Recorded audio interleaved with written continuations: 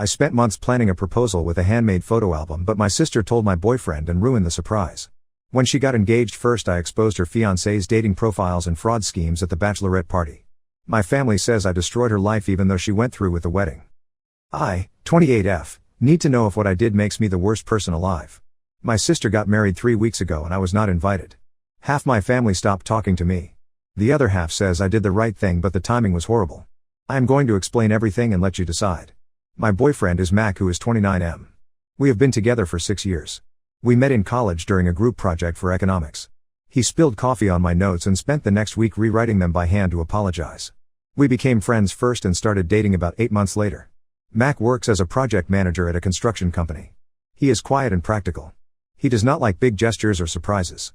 When I asked him 2 years ago if he would be okay with me proposing to him instead of waiting, he said yes. He said he did not care who proposed as long as we ended up married. I started planning in September last year. I saved up money from my job as an elementary school teacher. I wanted to take him to Lake Tahoe in December. His grandfather used to take him fishing there when he was a kid. His grandfather passed away 5 years ago and Max still talks about him. I rented a cabin for 4 days. I made a photo album with pictures from our 6 years together. I added ticket stubs from movies we saw and receipts from restaurants we liked. I wrote small notes on each page explaining why that memory mattered. It took me 3 months to finish. I bought a ring in October. It was a simple silver band with a small engraving inside that said our anniversary date. My sister is Riley. She is 31F. We grew up in the same house but we were never close.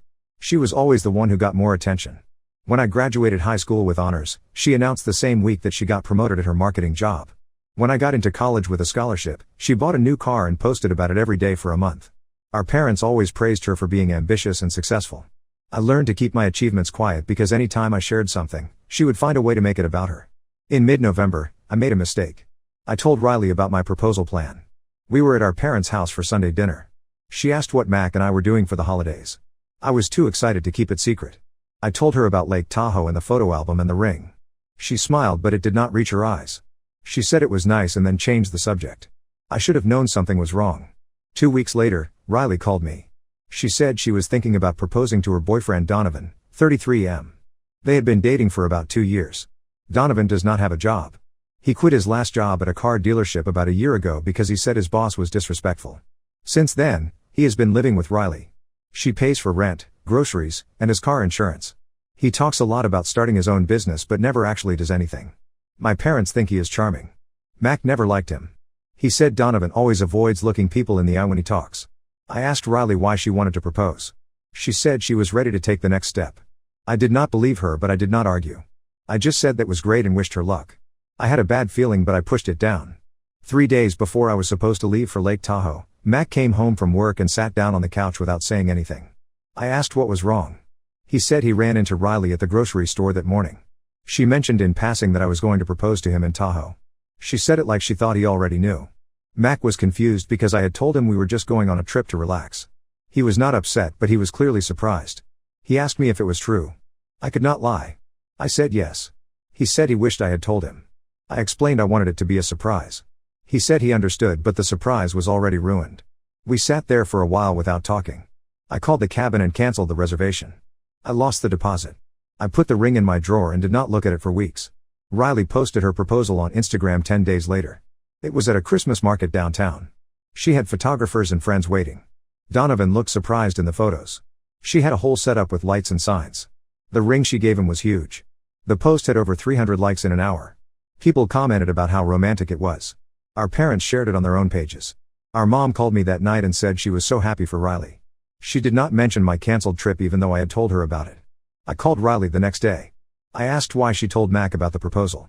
She laughed and said she thought he already knew. She said she assumed I would have discussed it with him before planning anything. I told her she ruined the surprise on purpose. She said I was being dramatic. She said I should be happy for her instead of making everything about myself. I hung up.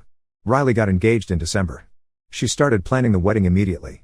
She set the date for late August. She asked me to be her maid of honor in January. I said no. Our mom called me the same day and said I was being selfish. She said Riley wanted me in the wedding and I needed to support her. I eventually agreed because I did not want to fight with my mom for 8 months. Being maid of honor was worse than I expected. Riley made comments every time we met for wedding planning. She would say things like some people take forever to commit or some people need a man to propose because they are too scared to do it themselves. She said these things in front of our mom and the bridesmaids. I never responded. I just sat there and planned her centerpieces and wrote addresses on invitations. In July, I met my friend Felicity, 29F, for drinks. She works at a credit union downtown. We were talking about random things when she mentioned a guy she used to work with at a car dealership. She said his name was Donovan and he got fired for pocketing cash from customers. He would tell people they needed to pay a deposit to hold a car and then he would keep the money and never process the paperwork. The dealership found out and fired him, but they did not press charges because they did not want the bad publicity. Felicity said she remembered him because he tried to ask her out after he got fired and she said no. I asked Felicity what Donovan looked like. She described him. It matched Riley's Donovan. I asked if she was sure about the stealing. She said yes. She said at least 4 customers complained before the dealership figured it out. I went home and looked up Donovan online. He had 3 different social media profiles under slightly different names. One of them was mostly private, but I could see he was tagged in photos at bars and clubs in cities 2 hours away. Another profile had posts from a website for people looking for financial arrangements. The profile said he was looking for someone generous and understanding. The photos were definitely him. I did not know what to do. I thought about telling Riley, but I knew she would not believe me. She would think I was lying because I was jealous. I asked Mac what he thought. He said I should tell her anyway because she deserved to know. I decided to wait. I thought maybe I would find a better time or maybe she would figure it out herself. The bachelorette party was in early August. Riley rented a beach house for the weekend. There were 8 of us including me. Everyone wore matching pink shirts. Riley drank a lot on the first night. She started talking about how she beat me to the altar. She said my photo album idea was childish and Mac probably would have said no anyway. She said this in front of everyone. Some of the bridesmaids looked uncomfortable but no one said anything. The next night we played a game where everyone had to share a secret or a crazy story. Riley went first. She talked about the proposal and how perfect it was. Then she looked at me and said I should share what happened with my failed proposal. I said no. She kept pushing. She said everyone already knew anyway, so I should just tell the story. I stood up. I said I did have something to share. I pulled out my phone. I said Riley's fiancé got fired from his last job for stealing money from customers. I said he had a profile on a sugar dating website looking for older women with money. I showed the screenshots. The room went completely silent. One of the bridesmaids, Edith, took my phone and looked closely at the profile pictures. She said she knew that face. She said someone with that exact face and a different name sent her weird messages on a dating app in March. She still had the messages. She showed them to the group. The username was different, but the photos were the same. March was 3 months after Riley and Donovan got engaged. Riley grabbed my phone and looked at the screenshots. She said I made them up. I said I did not. She started crying and locked herself in the bedroom.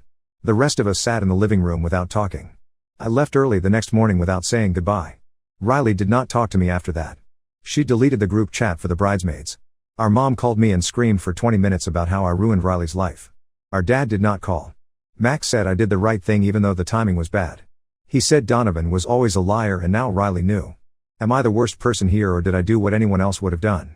Update 1: I did not expect this many people to respond. Some of you said I should have told Riley privately. Some said the bachelorette party was the right place because she needed to hear it in front of witnesses. I do not know which side is correct. What I do know is that things got much worse before they got even a little better. After I posted originally, I did not hear from Riley or my parents for 2 weeks. Mac and I went to work and came home and tried to pretend everything was normal. It was not normal. I kept checking my phone to see if anyone from my family would reach out. No one did. Then Edith, the bridesmaid who recognized Donovan from the dating app, sent me a message. She said she felt bad about how everything went down at the beach house. She said after I left, Riley spent the rest of the weekend insisting I had lied about everything. Edith said she tried to show Riley the messages Donovan sent her in March but Riley would not look at them.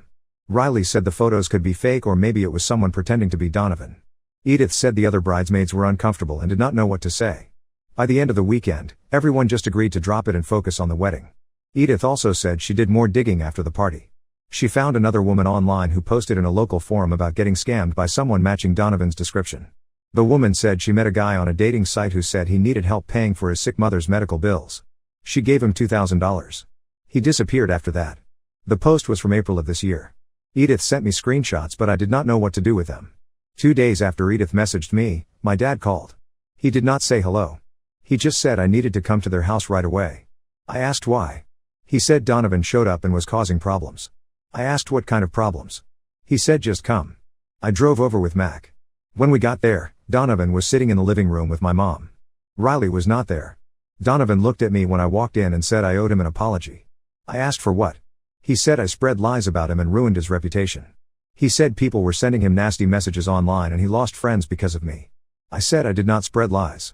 I said I showed people what I found and they could decide for themselves what it meant. My mom told me to apologize. She said I embarrassed Riley and made her look stupid in front of her friends. She said even if I had concerns about Donovan, I should have talked to Riley privately instead of humiliating her. I said I tried to think of the right way to tell her and there was no good option. I said Riley would not have believed me no matter when or how I told her. Donovan stood up and started raising his voice. He said I was jealous because Riley was getting married and I was not. He said I probably made up the screenshots because I wanted to ruin her happiness. Mac stepped between us and told Donovan to sit down. Donovan did not sit down. He got louder. He said I was a liar and a bad sister. My dad, who had been quiet the whole time, suddenly told Donovan to get out of the house. Donovan looked shocked. My mom said we should all calm down and talk this through. My dad repeated himself. He said Donovan needed to leave and he was not welcome back. Donovan said my dad was being manipulated by me. My dad walked to the door and opened it. He told Donovan to leave or he would call the police. Donovan left. My mom started crying. She said my dad was being too harsh. My dad said he had been watching Donovan for 2 years and he never liked him. He said Donovan never looked for jobs and never contributed anything. He said he stayed quiet because Riley seemed happy, but after hearing Donovan yell at me, he realized Donovan was exactly the kind of person I said he was. My mom said that did not mean the wedding should be cancelled. My dad said that was Riley's choice, but Donovan was not allowed in their house anymore. I asked where Riley was. My mom said she was at Donovan's friend's apartment. She said Riley was staying there until the wedding because she did not want to be around me or anyone who agreed with me. I asked if Riley knew about the woman from the forum who gave Donovan money.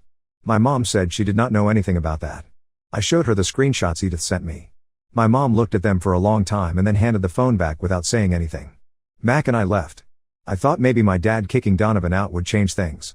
It did not. Riley still went ahead with the wedding. It happened 3 days ago. I was not invited. My mom and dad went, but my dad told me later that it was small and tense. Only about 20 people showed up. Most of Riley's friends did not come. The bridesmaids were not there except for one cousin who felt obligated. My dad said Riley looked like she was going through the motions. He said Donovan smiled the whole time like nothing was wrong. After the wedding, Riley blocked my number. She blocked me on all social media. My mom said Riley told her she never wants to see me again. She said I destroyed the happiest moment of her life. My mom said she understands why I did what I did, but she wishes I had done it differently. My dad said I was right to speak up and he is sorry he did not say something about Donovan sooner. I do not feel good about any of this. People keep saying I saved Riley from making a huge mistake, but she went ahead and married him anyway. She chose him over the truth. I do not know if that makes what I did pointless or if it just means she will figure it out the hard way. Mac asked me last week if I still wanted to get engaged. I said yes, but not right now. I said I needed time to process everything. He said he understood. We have not talked about it since. Some of you said Riley will come back and apologize when Donovan's lies catch up to him. I do not think that will happen. I think she will stay with him and pretend everything is fine because admitting I was right would be too hard. I do not know if I want her to come back even if she does apologize. She said terrible things to me and she chose to believe Donovan over her own sister. That is where things are now. No happy ending. No reconciliation. Just a family that does not talk anymore and a wedding that should not have happened. Update 2: I was not going to post again, but enough people messaged me asking for an update that I figured I should. Things happened that I did not expect. It has been about 2 months since Riley's wedding. I have not spoken to her at all. My mom still brings her up sometimes when I visit, but I changed the subject. My dad does not mention her unless I ask. Mac and I have been doing okay. We talked about the proposal again a few weeks ago and decided we are going to wait until next year. We want to let all this drama settle before we make any big decisions. 3 weeks ago, Riley showed up at my apartment. It was past midnight. Mac was already asleep. I heard knocking and looked through the peephole. She was standing there in sweatpants and an old hoodie. Her hair was tied back and she was not wearing makeup. I opened the door. She did not say anything at first. She just stood there. I asked if she was okay. She said she needed a place to stay for the night. I let her in. I did not ask questions. I brought her a blanket and a pillow and told her she could sleep on the couch. She said, "Thank you," and lay down. I went back to bed. The next morning, she was gone. She left the blanket folded on the couch and a note on the kitchen counter. The note said, "Thank you for not asking questions." That was it. I did not hear from her again for another 2 weeks. Then she called me. She asked if we could meet for coffee. I said yes. We met at a place near my apartment. She looked better than she did that night. Her hair was done and she was wearing regular clothes. We sat down and she ordered a black coffee. I ordered tea. We did not talk for a few minutes. Finally, she said she left Donovan. She said she found his phone 2 weeks after the wedding. He left it on the kitchen counter while he was in the shower. She saw messages from 2 different women. One of them was asking when he was going to pay her back the money he borrowed. The other one was making plans to meet up. Riley said she scrolled through the whole phone. She found Venmo transactions going back 6 months. He had been receiving payments from 3 different women. The amounts were not huge, but they added up. She also found the dating profile I showed her at the bachelorette party. It was still active. He had updated it a week before the wedding. I did not say anything. I just listened. She said she confronted him that night. He said the women were just friends. He said the money was loans and he was going to pay them back. He said the dating profile was old and he forgot to delete it. Riley said she did not believe him, but she did not leave right away. She said she spent another week trying to convince herself he was telling the truth. Then one of the women called her directly. The woman said she had been seeing Donovan for 4 months. She said she did not know he was married. She said he told her he was single and working on starting a business. The woman said she gave him money because he said he needed it for business expenses. Riley said that was when she packed a bag and left. She stayed with a coworker for a few days. That was when she came to my apartment. She said she did not know where else to go. She said she could not go to our parents because she was too embarrassed. She said she knew I would let her in without asking questions, and she was right. I asked her why she married him if she had doubts. She said she did not want to admit I was right. She said she felt like calling off the wedding would prove that I won. She said she convinced herself that the things I showed her at the bachelorette party were exaggerated or misunderstood. She said she wanted to believe Donovan loved her. I did not tell her I told you so. I did not say anything mean. I just asked what she was going to do now. She said she was staying with her coworker until she figured things out. She said she was looking into annulment options. She said she had not told our parents yet because she did not want to hear my mom say she should have listened to me. Then she said something I did not expect. She said she took something from me and she wanted to give it back. She pulled a box out of her bag. Inside was the photo album I made for Mac. The one I was going to give him in Lake Tahoe. I asked how she got it. She said she took it from my apartment months ago when she came over to drop off wedding invitations. She said she was looking through my closet for something and found it. She said she kept it because she wanted to see what I had planned. She said looking at it made her realize how much effort I put in and how little effort Donovan ever put into anything. She said she was sorry. I took the album. I did not know what to say. Part of me was angry that she stole it. Part of me was just tired. I said, "Thank you for bringing it back." She said she was sorry for everything. She said she knew saying sorry was not enough, but she did not know what else to do.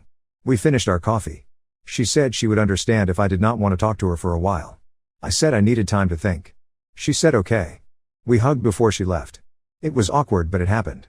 I told Mac about the meeting when I got home. He looked at the album. He said it was really nice. I said I did not know if I still wanted to use it for a proposal. He said we could make a new one together if I wanted. I said maybe. I have not talked to Riley since that coffee meeting. I do not know if I will. My mom called me last week and said Riley told her about the separation. My mom cried on the phone. She said she should have listened to me. She said she was sorry for taking Riley's side. I said it was okay, but I am not sure if I meant it. My dad called me separately. He said he was proud of me for letting Riley stay that night without asking questions. He said that took maturity. I said I just did not want her sleeping outside. He said it was more than that. I do not know what happens next. Riley is getting an annulment. She is living with her coworker. I have my photo album back, but I do not know if I want to use it anymore. Mac and I are still planning to get engaged eventually, but we are not in a hurry. My family is still broken. My mom still feels guilty. My dad is just relieved Donovan is gone. People asked me in the comments if Riley would apologize. She did. People asked if I would forgive her. I do not know yet. Update 3. This will be my last update. I am writing this because people kept messaging me and I want to close this chapter. It has been about 3 months since Riley's wedding. The annulment went through last week. Riley signed the papers and Donovan did not fight it. My mom told me he moved to a different city. No one knows where. No one cares. Riley and I have talked a few times since the coffee meeting. It is not like it used to be. We do not talk about deep things. We mostly just update each other on basic life stuff. She got a new apartment closer to her work. She started taking painting classes on weekends. She said it helps her think about something other than the mess she made. I did not correct her and say Donovan made the mess. I just said painting sounded nice. My mom has been trying to get us to do family dinners again. I went to one last month. It was awkward. Riley barely looked at me. My mom kept trying to force conversation. My dad just ate his food and stayed quiet. After dinner, Riley and I washed dishes together. She said she still felt stupid about everything. I said she did not need to keep apologizing. She said she knew, but she could not stop thinking about it. I told her thinking about it forever would not change what happened. She nodded but did not say anything else. I have not used the photo album. I put it in a box in my closet. Mac asked me about it once. I said I did not feel right using it after everything that happened. He said we could do something completely different when we get engaged. I said that sounded better. We have not set a date or made plans. We are just letting things happen naturally now. A few weeks ago, Edith reached out to me again. She said 2 more women contacted her after seeing posts about Donovan online. Both of them said he scammed them out of money. One of them said she reported him to the police but nothing came of it because she willingly gave him the money. Edith asked if I wanted to pass the information to Riley. I said no. I said Riley already knew enough and hearing more would just make her feel worse. Edith said she understood. My relationship with my parents is better than it was. My mom still feels guilty. She brings up the wedding sometimes and says she should have trusted my judgment. I tell her to stop bringing it up. She does for a while and then does it again a few weeks later. My dad and I are fine. He does not talk about Riley unless I bring her up first. He asked me once if I thought Riley and I would ever be close again. I said probably not. He said that was fair. Mac and I are doing fine. We are not engaged yet. We will be eventually. We are just not rushing it anymore. He told me a few weeks ago that he was glad I did not propose in Lake Tahoe. He said the whole thing would have been tainted by what Riley did. He said waiting was better. I agreed. Riley and I will probably never be close again. I do not think I want that anyway. She made her choices and I made mine. She apologized and I accepted it, but that does not mean everything goes back to normal. Some things break and stay broken. That is just how it is. I do not regret exposing Donovan at the bachelorette party. People said I should have done it privately, but I do not think Riley would have listened. She needed to see other people react to the information. She needed to know it was not just me making things up. If I had told her privately, she would have married him anyway and I would have stayed quiet forever. Some people said I destroyed her wedding. I did not destroy anything. Donovan destroyed it by being a liar and a scam artist. I just showed people who he really was. If Riley chose to marry him anyway, that was her decision. She has to live with it. I do not. I am done posting about this. I am done thinking about it every day. I am moving on. Riley is moving on. My family is figuring things out. That is all there is to say. Now let's move to the next story. Story 2. My girlfriend told me she was divorced, but after a year together we bumped into someone who knew her husband. It was then when I discovered I was the other guy in a secret marriage arrangement. Her confession changed everything. I didn't expect that my casual relationship would turn into such a complicated mess. Last week, while at a grocery store, I discovered something that turned my whole understanding of the past year upside down. I'm 27 and work a job that keeps me traveling between 3 different states. My schedule changes often, and I typically spend about a week at each location before moving to the next. This kind of lifestyle makes it hard to maintain serious relationships, which is why casual arrangements have suited me better. I don't have kids, and with my unpredictable schedule, I've avoided anything too serious for a while now. About a year ago, while working in Glassdale, one of my regular spots, I went to a bar after work. It's a place where many of us go after our shifts. I went to get drinks for my coworkers when I noticed her at the counter. Samantha, 34, had this way about her that caught my attention immediately. We started talking while waiting for our drinks, and before I knew it, we spent most of the night just talking at the bar. Unlike most of my interactions with women, I didn't try any pickup lines or force a conversation. The words flowed naturally between us. Nothing happened that night, we didn't exchange numbers or anything. Over the next month, I ran into Samantha at the same bar a few more times. During these meetings, she mentioned she was divorced and wasn't looking for anything serious. As we got to know each other better, she said she was only interested in something casual and fun. This actually worked perfectly for me because of my job situation. We exchanged numbers, and that's how our arrangement began. For the past year, we hooked up whenever I was in Glassdale, usually 4 to 8 times a month depending on my work schedule. We almost always met at my hotel. Samantha explained that she lived quite far from the town center, and the hotel was much more convenient. This made sense to me, so I never questioned it. The arrangement worked well. Samantha was consistently available whenever I was in town. She often spent entire nights and weekends with me. She never seemed secretive with her phone or stepped out of the room to take calls. Everything felt normal and straightforward. We became something like friends with benefits, but with hints of something a bit deeper developing over time. Last week, everything changed. Samantha and I were hanging out when I realized I needed to grab some things from the grocery store. She decided to come along. We were having a good time, just walking through the aisles, joking around, and picking up what I needed. That's when someone called out, "Samantha, is that you?" Her face instantly turned red. The change in her behavior was so sudden that I noticed it immediately. She turned around to face a woman who approached us with a smile. "Hey, it's been ages," the woman said. She introduced herself as Clara, an old work colleague of Samantha's. Clara looked at me with curiosity and asked who I was. I introduced myself politely. "How do you two know each other?" Clara asked, looking between us. Before I could answer, Samantha quickly jumped in. He's an old friend from where I grew up. I glanced at her, confused. We'd met at a bar in Glassdale just last year. Clara nodded and then asked, "What's Matthew up to these days?" Another visible change came over Samantha's face. She seemed uncomfortable and tense. "Oh, he's fine, really busy with work," she said vaguely. Then she added, "You know how it is with my ex-husband." The conversation ended quickly after that. Clara said she needed to finish her shopping, and we went back to grabbing the items on my list. The comfortable atmosphere from earlier had completely vanished. On the drive back to the hotel, I asked Samantha what that was all about. She brushed it off, saying, "It was nothing, just someone from my old job. Let's not talk about it." For the rest of the evening, Samantha seemed distant. Her mind was clearly elsewhere. When I asked if everything was okay, she insisted she was fine. But then, out of nowhere, she said she couldn't stay the night as planned. She made up some excuse about needing to check on a neighbor's cat. Originally, she was supposed to see me off in the morning before I left for my next work location. After she left, I started thinking about the strange encounter. For the first time, it occurred to me that Samantha might not actually be divorced. I tried searching for her on Facebook under the name I knew, but couldn't find her. There was a private account with a profile picture that looked like it might be her, but it had a different last name. With the privacy settings, I couldn't investigate further. The next morning, I left for my next job site. I wouldn't be back in Glassdale for about 15 days. I texted Samantha asking if everything was all right and what was going on, but received no response. This whole situation felt off. I didn't know what to think or do.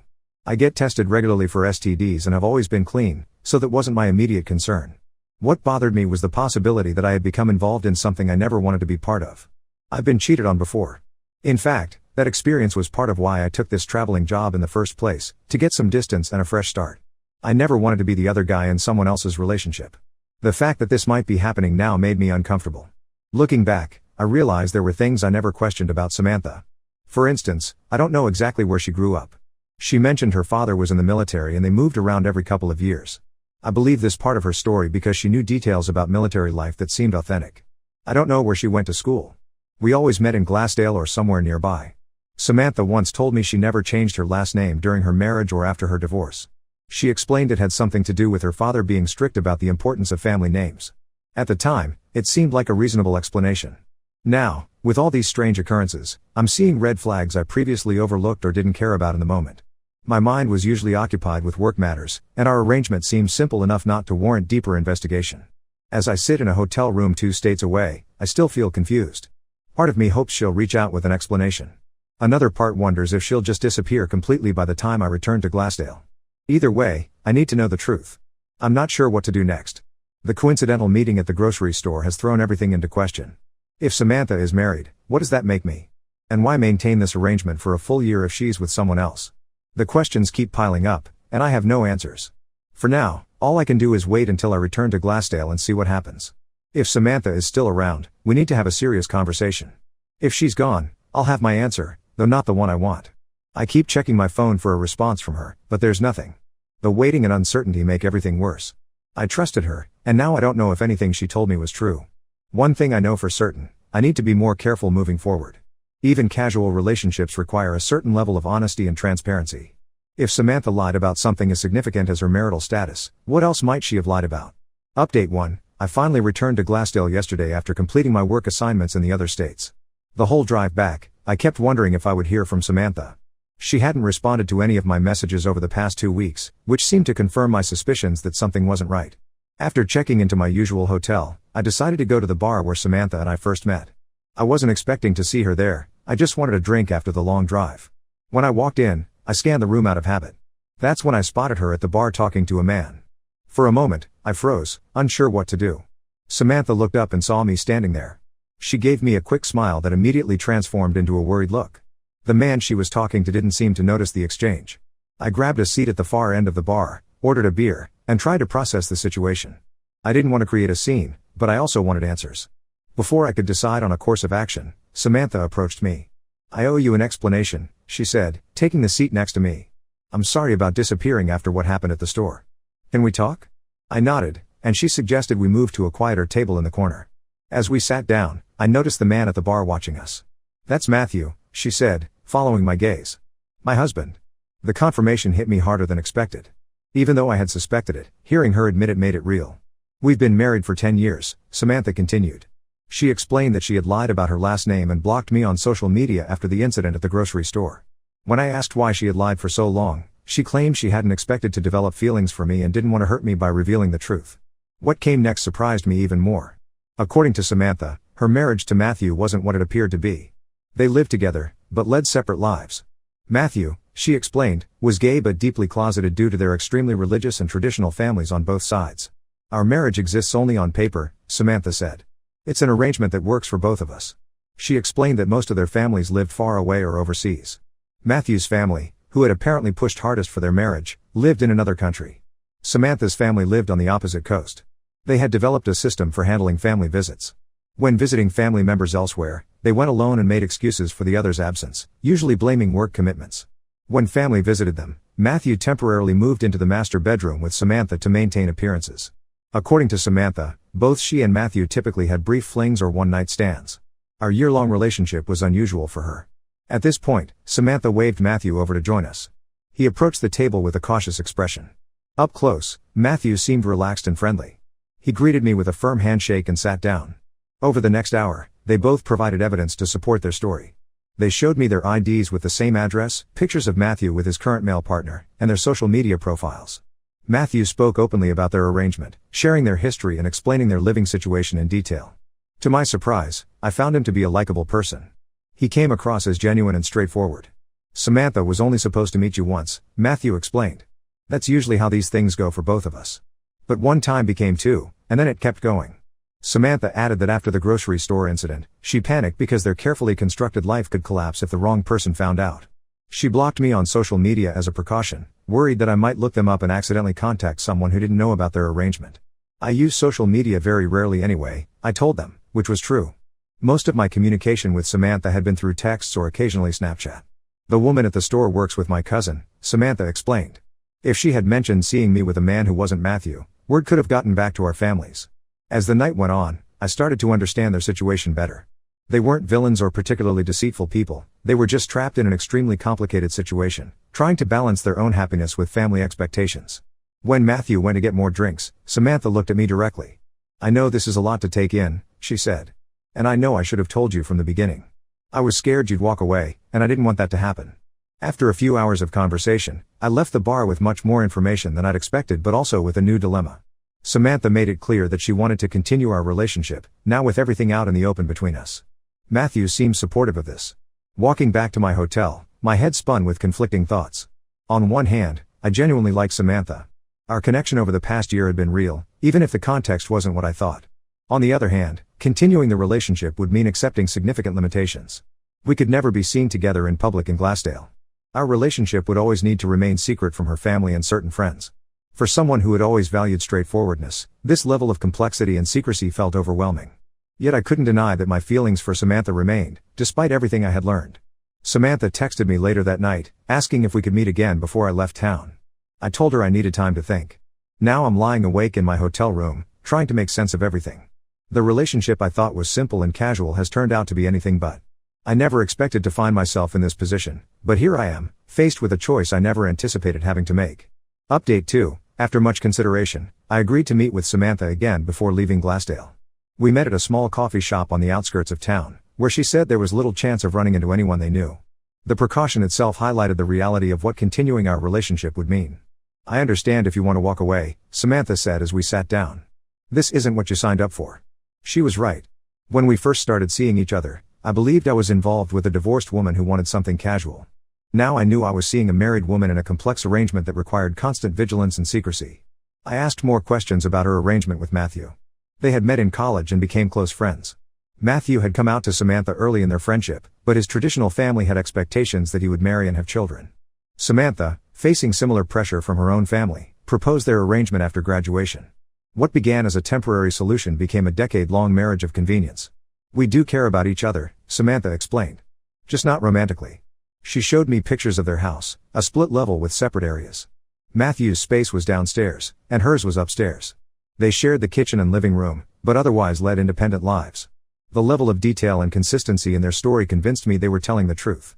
This wasn't a typical case of infidelity, it was something far more complicated. Over the next few days, I spent more time with Samantha. We met at places where she felt comfortable, always away from the center of town. During one of these meetings, she introduced me to Matthew's partner, Alex. He had known about their arrangement from the beginning of his relationship with Matthew.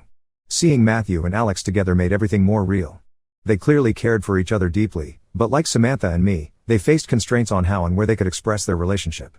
One evening, Samantha took me to their house when Matthew was out with Alex. The layout was exactly as she had described. The upstairs and downstairs areas were distinctly different, reflecting their separate lives. The master bedroom, which they only shared during family visits, had a sterile, unused quality to it. The reality of their situation became increasingly clear. Matthew and Samantha had created an elaborate facade to satisfy family expectations while carving out whatever happiness they could find within those constraints. Before I left Glassdale again, I had to make a decision. Samantha wanted us to continue seeing each other, now with full transparency between us. The practical aspects would remain largely the same. We would meet when I was in town, primarily at my hotel or occasionally at her house when Matthew was away. The major difference would be the knowledge that our relationship had to remain hidden from certain people in her life. We could never go out together in Glassdale without the risk of being seen. I would never meet her family or be acknowledged as part of her life beyond our private moments together. For someone who values openness and straightforwardness, this presented a significant challenge. Yet I couldn't deny that my feelings for Samantha remained strong, despite everything I had learned. After weighing all aspects, I told Samantha I needed more time. The physical aspect of our relationship was just one component. What about the future? What about building something beyond hotel rooms and secret meetings? These questions lingered as I drove to my next work assignment. During my week away, Samantha and I talked regularly.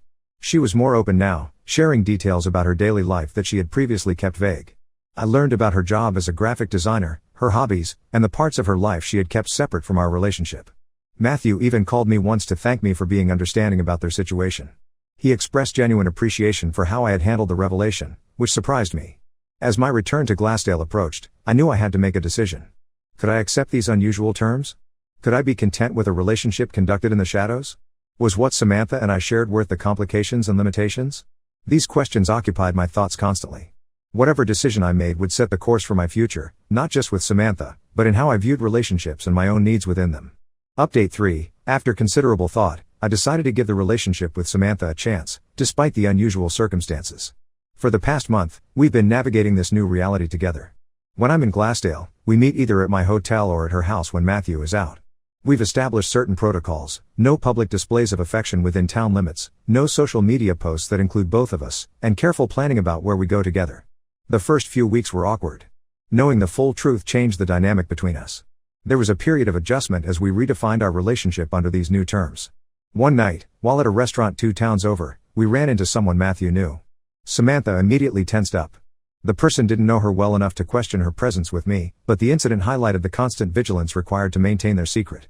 The reality of our situation hit me hard that night. Even in a different town, we couldn't truly relax. There was always the possibility of running into someone connected to their families or social circles. Matthew and I developed an unexpected friendship during this time. When I stayed at their house, we sometimes talked late into the night. He shared stories about growing up in a deeply religious family where his identity was unacceptable. I came to understand the impossible situation he faced, choosing between his authentic self and his family's love and acceptance. Last week, something happened that forced me to reconsider everything. Samantha received a call that her parents were planning a surprise visit in 2 weeks. They had never visited without advance notice before. The house transformed almost overnight. Matthew moved his belongings upstairs. Pictures of them as a couple, normally stored away, appeared on walls and shelves. Every trace of their separate lives, and by extension, my presence, had to be erased. Watching this transformation, I realized the extent of their deception. It wasn't just about hiding their current relationships, it was about actively constructing an alternate reality for their families. Samantha asked if I would be willing to leave town during her parents' visit, even though I was scheduled to be in Glassdale that week. The request wasn't unreasonable given the circumstances, but it crystallized what my role in her life would always be: something to be hidden and set aside when inconvenient. After her parents left, Samantha called to tell me they were gone and things could return to normal.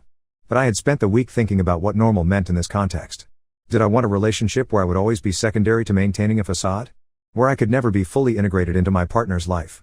Yesterday, I returned to Glassdale and went to Samantha's house. Matthew was there too.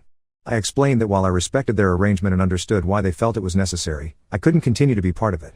I want a relationship where I don't have to look over my shoulder, I told Samantha. Where I can build something real with someone, out in the open. She understood. There were no tears or dramatic pleas. She knew from the beginning that asking someone to accept these terms was asking a lot. Matthew shook my hand before I left. "You're making the right choice," he said quietly. This isn't a life I would choose if I had another option. His words stayed with me as I drove back to my hotel. They had constructed their arrangement out of perceived necessity. I had the freedom to choose differently. I've requested a permanent reassignment to one of my other work locations. Glassdale holds too many complications now. My boss was surprised but accommodating. I'll still be traveling between 2 states instead of 3, but at least I'll have a clean break from this situation. As for Samantha and Matthew, I wish them well. They're doing what they believe they must to navigate their circumstances. Perhaps someday they'll find the courage to live more openly, or perhaps they'll continue as they are. Either way, it's no longer my story to be part of. Sometimes the hardest decisions are also the clearest ones. Walking away from Samantha meant walking away from genuine feelings and connection. But it also meant choosing a future where I can build relationships without constraints or hidden complications. Today, as I pack up to leave Glassdale for the last time, I feel a sense of resolution. This chapter is closing, but new possibilities await. Whatever comes next, I'll face it with a clearer understanding of what I truly want and need in a relationship.